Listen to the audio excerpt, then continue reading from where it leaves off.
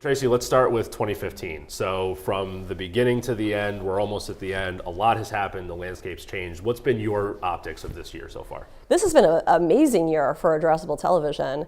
So we've tripled our business. I thought 2014 we were off to the races.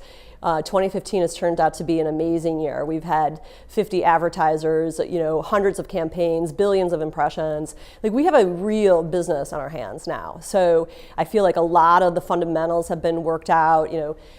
There's still issues around, but I feel really good about the progress that we made this year, that addressable is really here and growing and has proved its value. So I'm really happy with that. So when you then look into the future and you look at 2016, like what's next? What do you need to do to activate the groundswell that's occurred in 2015? How do we make it a real thing in 2016, or realer, should I say? Yeah, so I'm obviously hopeful that more addressability will be deployed through the operators, but I think I can't wait for that. And so I think what we're going to start to do is we're going to apply the principles of audience-based buying and using better data to apply that to linear, something that I would call addressable light.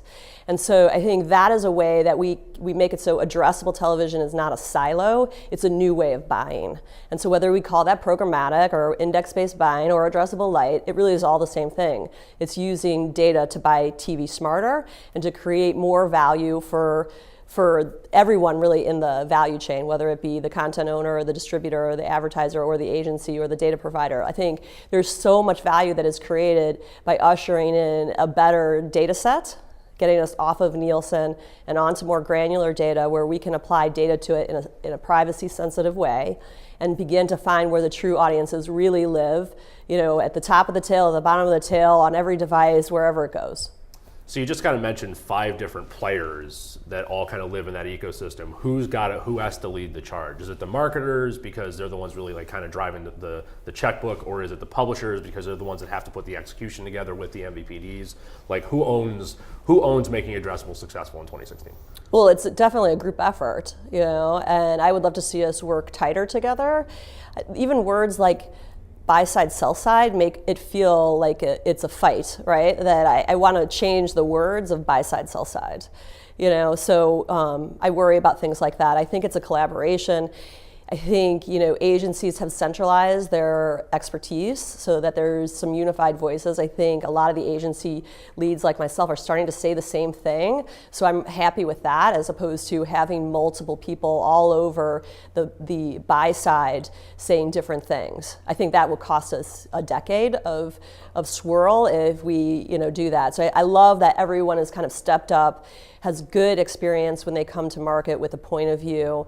I think we're saying very similar things. And I'm seeing the same thing happen, on the distribution side, where clearly technology, it starts. So you're seeing DirecTV and Dish and AT&T all working together. Their products are looking more unified than they ever have before. So we'll see, with Comcast coming on with linear, we'll see how if they unify with the satellite players, and so I'm happy with how it's working. I wish it would be a little bit more in partnership, because I think we could get there faster.